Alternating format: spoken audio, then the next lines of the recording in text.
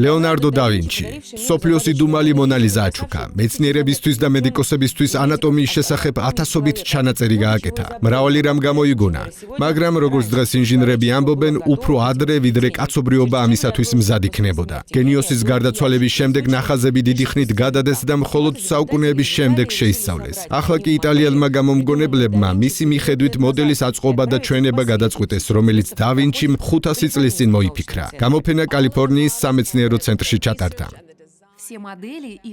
მოდელები, დიზაინი, ნედლეული მილანში ლეონარდო და ვინჩის სახელობის კვლევითი ცენტრის მიერ არის შექმნილი.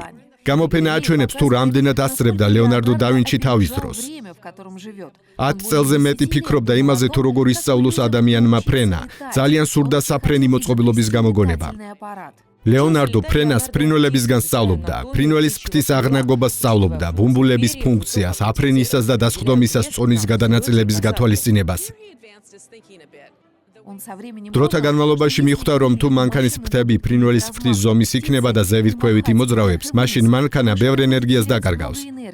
და ფრთაზე ერთგვარი ვენტილაციის შექმნა გადაწყვიტა, როდესაც ფრთები იწევს, ჰაერი მას გაევლის, რათა ენერგია შენარჩუნდეს. ეს კი მე-15 საუკუნეში ლეონარდოს მიერ გამოგონილი საფრენი მანქანაა, პირობითად პირველი შვეულმფრენი. სურდა ეჩვენებინა, რომ ჰაერი სითხესავით მოქმედებს, წყლის მსგავსად. ამიტომაც ჰაერის წნევის განაწილება შეიძლება. ადამიანი აქ უნდა ყოფილიყო და საჭე იმდენი ხანი დაეტრიალებინა, სანამ მოდელი არ აფრინდება. ამგვარად ჰაერის წნევის განაწილებას სწავლობდა. ეს არის ერთ-ერთი მიდგომა, რომელსაც მოგვიანებით ბერნულის პრინციპი ეწოდა. როგორც ჩანს, ლეონარდომ იცოდა იმის შესახებ, რომ ფრთები მაშინ იწევს თუ ქვევით მეტი წნევაა და ზევით ნაკლები. მას სურდა, რომ ადამიანი ფრინველივით ფრენდეს და თევზივით ცურავდეს. ლეონარდომ ტყავის ჩასაყვითი კოსტიუმი და თანამედროვე წყალქვეშა ნავის ანალოგი გამოიგონა.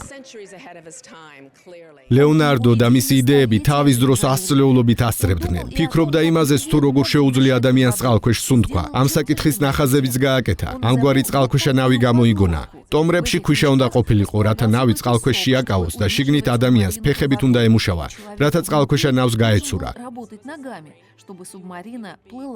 აქ კი რაღაც იარაღი უნდა ყოფილიყო, რომელიც მტრის ხომას დააზიანებდა და დაძირავდა. ადამიანი კი ქვიშის ტომრებს ჩახსნიდა და ზევით ამოვიდოდა. და ვინჩი სრულად განსხვავებული იარაღის შექმნაზე მუშაობდა, მაგალითად არბალეტი, რომელიც უფრო სწრაფად იტენებოდა, მაგრამ სამხედროებმა მის გამოყენებაზე უარი თქვეს, იმიტომ რომ დარწმუნებული იყვნენ, მხატვარი კარგი იარაღის შექმნას უბრალოდ ვერ შეძლებდა. ლეონარდოს მონახაზების უმეტესობა მის ცხოვრებაში არ განხორციელებულა, იშვიათი გამონაკლისის გარდა, მაგალითად ეს ლომი.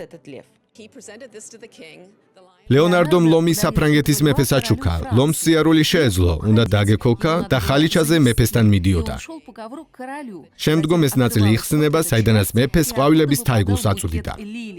მიუხედავად იმისა, რომ ლეონარდომ მრავალი რამ დახატა, რაც საუკუნეების შემდგომ შედეგად გამოიგონეს, მეცნიერები ამბობენ, რომ მეცნიერებაზე უმნიშვნელო გავლენა იქონია.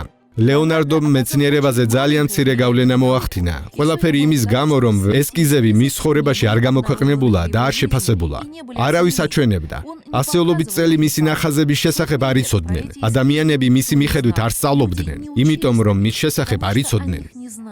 მეცნიერები ვარაუდობენ, რომ ლეონარდოს მსგავსი ჩანახატების 20,000-მდე ფურცელი ჰქონდა. დღემდე მხოლოდ 7,000-მდე ფურცელმა მოაღწია. Ангелина Багдасарян, Вазген Варжибетян, специально для программы «Детали» из Лос-Анджелеса.